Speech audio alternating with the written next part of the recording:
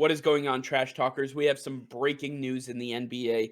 The Utah Jazz have signed center Rudy Gobert to a 5 year, $205 million max contract extension, making him the highest paid big man in the history of the NBA.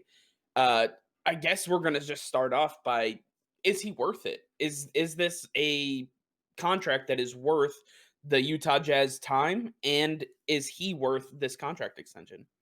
I think Rudy Gobert is worth a long term deal, but is he worth all of this money? I don't think so. I think that this team has so many needs still. Him and Donovan Mitchell can't get this done by themselves. So I think that they're going to need to get other pieces around them. And now that Rudy Gobert is taking on such a huge contract, I don't think that they're going to be able to get in the talent around them that's going to be needed to get through the West. I think that the Jazz are just in a bad spot right now with this contract. Donovan Mitchell is going to take up another large chunk of that salary. So I think that the Jazz have put themselves in a tough spot moving forward.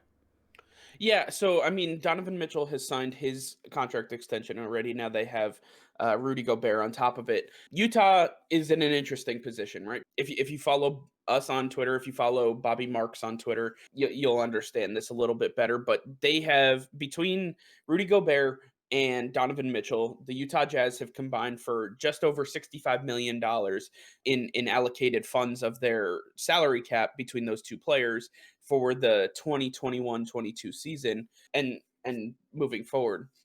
That's when Rudy Gobert's deal actually takes place, not this current season. The funny part is they're still projected to be under the salary cap as well, as long as everything goes how everything is projected. They have 9 players on guaranteed contracts, which is a lot. I mean, to stay under the luxury tax, have 2 max contracts on your roster, they're handling their funds pretty well.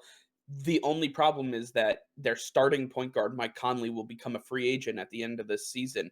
And I think that is a massive question mark. I mean, just to get to where they are, a 3 or a 4 seed in the West, they're still going to have to compete with the Lakers and the Clippers, and the Mavericks have gotten better. There's so many teams. Don't forget the Denver Nuggets are still around. They need to be able to hold on to the talent that they have with also, and balance. Do we enter the luxury tax? Do we give Mike Conley exactly what he's looking for? What is he willing to take away from his demands just to be able to play with us? And I think that they're going to be walking a fine line now, giving Rudy Gobert a max contract. Rudy Gobert obviously wanted a super max. That would have been 5 years, 228, which is the same exact deal that Giannis got. There's no reason to give him a Giannis deal. I think we can No, all agree to absolutely that. not. With that being said, I think Rudy Gobert is semi lucky that he got this deal done, because don't forget all of the things that they went through as a team last year between him and Donovan Mitchell trying to keep them together after he joked about giving everybody COVID, and then he ended up actually doing it. That caused a lot of issues in that locker room, and I think that the Jazz were lucky that Donovan Mitchell was so understanding and he was able to basically repair his relationship with Rudy Gobert. He said that it'll never get back to the point where it was, but they have a long way to go still, and that's positive signs. But Rudy Gobert is very lucky that this deal was done. He's very lucky, and I really thought that Rudy Gobert was going to be on the move at some point. I truly did not think that they were going to be able to repair that relationship. Everything seemed like it was in flux and that it wasn't going to go in the right direction. So this does come as a surprise, but as I see it, I don't think that the Utah Jazz are any better than the Milwaukee Bucks right now. I think that you have a couple great pieces in Rudy and Donovan, but your surrounding cast, I mean, if you lose Mike Conley, you're definitely not going to be in the hunt for the finals in the Western Conference because the competition is just too great. So taking such a big contract, it's going to hurt them as a free agency destination. People aren't going to want to take pay cuts to play with these players. They'd rather go to the Clippers or the Lakers or Golden State. So Utah is an interesting spot right now where they're going to have to build within. They're going to have to build up the players that they have and see if they can get past the West with what they have right now. 100%. And just for context, I have in front of me the five biggest contracts in NBA history right now, and they're all current. So that should give you some insight as to what we're talking about here. Tied for fifth, there's actually two. We have Anthony Davis and Klay Thompson, both at 190 million. Okay, so right off the bat, in comparison, you're saying that Gobert is ahead of Anthony Davis and Klay Thompson as far as worth to your team is concerned. Steph Curry is at number 4 at 201. Then Rudy Gobert at 205. Just over him is Russell Westbrook at 207. And then number 1, obviously, Giannis Antetokounmpo at 228.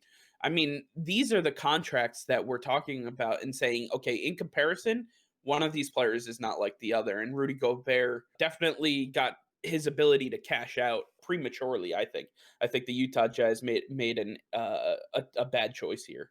They absolutely did, and this one's going to hurt them for years to come. As long as the Lakers are who they are and Golden State's who they are, the Utah Jazz are going nowhere. Yeah, I guess just our final question to wrap this up would be: do you think that Rudy Gobert is the most dominant big man in today's game? I Absolutely mean, not. Without a doubt, he is absolutely not. I get so that's I guess the problem here is that you have one of the five highest paid players in the entire NBA, and he's not even the most dominant player at his position. I think that's a cause for concern. I think Utah Jazz fans need to be a little upset about this. The pending loss of Mike Conley, Michael Porter Jr. still is going to want to get paid in the next few years. You're going to have to allocate some funds toward these younger players. Not a good move for the Utah Jazz, in my estimation. All right. Well, that'll do it for now. Make sure to check back on our YouTube channel for any breaking news around the NBA, any other sports that you want to follow. We are here for all of your information, all of your news, and check back with us soon. Until then, we'll see you next time.